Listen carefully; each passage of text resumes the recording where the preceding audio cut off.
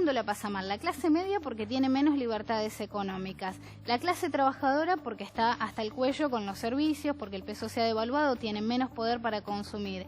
Y la clase baja, que siempre la está pasando mal, digamos, tiene cada vez menos changa y se compensa o se busca compensar a través de la asignación o de los planes. Pero ¿qué pasa con esa clase baja que es trabajadora, que no le sirve la asignación, que tiene un hijo o dos y que no alcanza a recibir esa protección del Estado, que tiene deseos de laburar, que la única vida que conoce es la del laburo, pero no hay? Se habla mucho de políticas para los pobres, ¿no? Y de qué hacemos con los pobres. Sin embargo, cuando un gobierno gestiona para los pobres, para beneficiarlos o para lo que sea, se habla de que son perversos, ¿no? Siempre que un gobierno hace algo por los pobres, supuestamente es para comprar votos. Lo demagogos, sí. Entonces, claro, y a la pobreza, y este es el sector de donde yo hablo porque es de donde yo soy, a los pobres es a la única clase social que se nos condena por votar pensando en nuestros intereses económicos. Cuando este gobierno prometió sacarle los impuestos a las ganancias, que todavía no lo han cumplido, la clase media votó creyendo en esa promesa y pensando en sus intereses económicos. Nadie cuestionaría eso, nadie juzgaría eso. Es totalmente lógico pensar en los intereses personales. Cuando la clase alta votó a este gobierno porque le iban a sacar las retenciones, lo votó y nadie cuestiona que la clase alta vote pensando en sus intereses económicos. Pero cuando los pobres votamos a un gobierno que se fija en nuestros intereses económicos, resulta que somos todos o imbéciles o perversos o no queremos trabajar o aparentemente somos muy estúpidos y muy manipulables. Ahora el presidente anunció en cadena que va a aumentar la pobreza, van a haber nuevos pobres. Pero estos son los empobrecidos, ¿no? Los que caen bajo la línea de pobreza porque han perdido poder adquisitivo. La pobreza estructural es algo mucho más profundo. Hay muchísimas dimensiones, hay pobreza en infraestructura, hay pobreza educativa o escaso nivel educativo, hay pobreza no solo económica, sino también en todas las dimensiones que se puedan analizar. Esa persona es pobre. Yo siempre hablo de mi vieja, que ha sido muy, muy pobre, ha tenido un escasísimo nivel educativo y lamentablemente nunca se desenvolvió para trabajar, y eso hizo que nosotras creciéramos en un marco de pobreza estructural. ¿Cuántos eran de familia, Mayra? ¿Cuántos éramos? Yo soy la hermanos? mayor, así que fueron naciendo, digamos... ¿Y cuántos hermanitos somos tenés? 4. Mi vieja tuvo muchos más embarazos, pero hoy somos 4. Son 4. Sí. ¿Y vos a tu papá no lo conociste? No. Tengo el apellido de mi madre.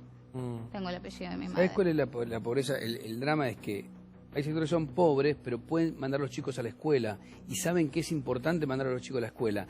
Y cuando el Estado entra ahí, hay chance para ese chico. Claro. Porque aparece un maestro, porque aparece una maestra, porque aparece gente alguien que te puede ayudar aunque no esté tu viejo. El problema es cuando no están tus viejos, no están tus viejas, están presos. Tenés que cuidar a tus hermanitos. Nosotros cuando llovía no podíamos ir a la escuela porque... No podíamos ir todas, porque no solo porque se inundaba y todo eso, que ya estábamos acostumbradísimos, sino que alguien se tenía que quedar en el rancho corriendo los cacharritos del lugar, porque de todos los lugares que se llovía. Entonces, esa pobreza esa pobreza estructural hace que vos no solo seas pobre y te tengas que quedar en tu casa cuidándote de que no se inunde, sino que además vas perdiendo días de educación, vas perdiendo calidad educativa, entonces tenés todas las de perder. Te leí una vez que en invierno, por ahí lo juzgaban ustedes, ¿por qué no vienen a clase? ¿Por qué no nos mandan a clase? Y vos contaste porque había una sola campera. Sí, la violeta. Teníamos una campera que era espectacular. Roja. Muchas veces había camperas. Esto lo quiero aclarar porque la gente dona mucho y esto siempre fue así. En Argentina hay mucha solidaridad, las iglesias tienen mucho ropero comunitario y es totalmente cotidiano.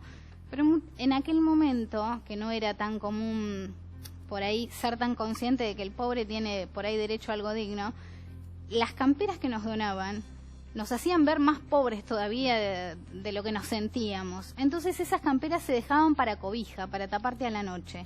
Teníamos una campera buena como para llevar a la escuela y era una sola.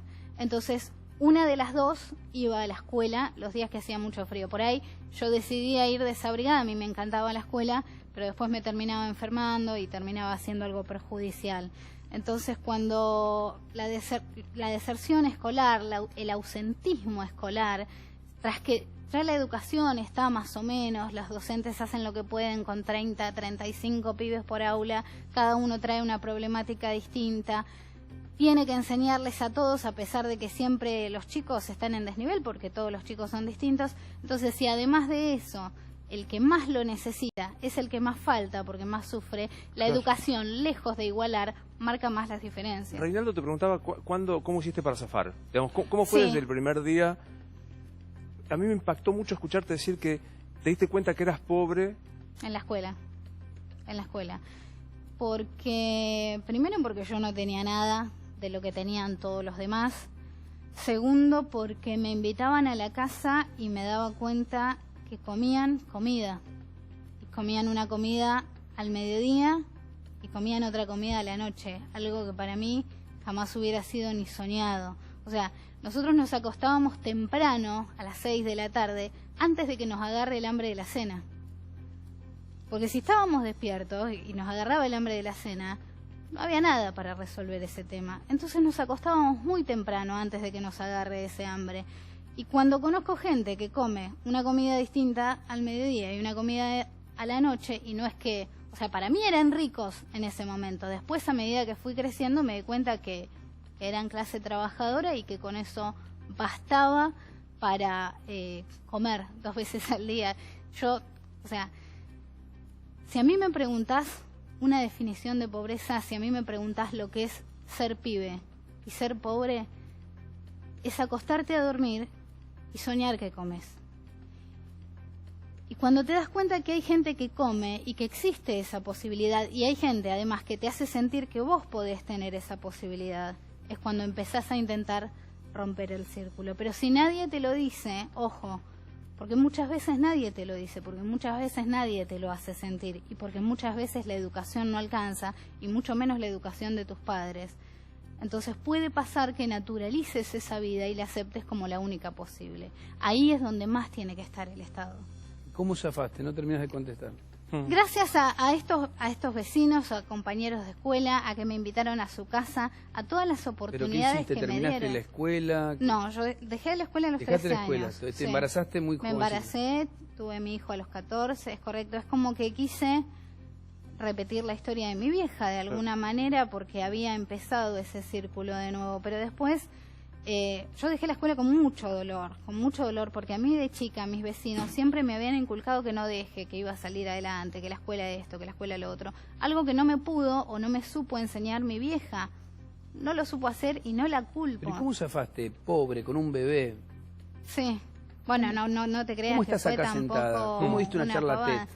Y bueno, eso es gracias a la gran educación pública argentina, a la que le debo todo. ¿Pero te ayudó entonces la escuela? ¿Pero fuiste a dónde? Hasta... De grande volví a estudiar, a los 20 años. Ah, eso te A los pregunto. 20 ¿Sabes por qué? años, Porque me parece que puede ser inspirador también de alguna manera, que ¿no? sí. Bueno, estás haciendo ciencia política en la Estoy UNTREF. haciendo ciencias políticas y me han dado muchas posibilidades de chica, a pesar de que yo pedía. Y esto no sé si tiene que ver que soy nena, porque ojo, cuando salimos a pedir, a las nenas se nos da más que a los nenes. Las nenas damos más lástima que los nenes. El nene que pide da lástima, digamos, hasta los 5, 6, 7 años. Claro, porque también el prejuicio de que es un ladrón, que Después, es un... listo, es un malandrita, nadie claro. le da bola. Nadie le da bola. Y hablar O de sea, más grandes, un hablo chorro. en general de los prejuicios, no estoy hablando de todo el mundo, por supuesto que existe gente solidaria, una gran mayoría, pero dentro de los prejuicios, dentro de lo que es lo más grueso, una nena que pide es mucho más probable que le vaya mucho ¿Pero te mejor ayudó el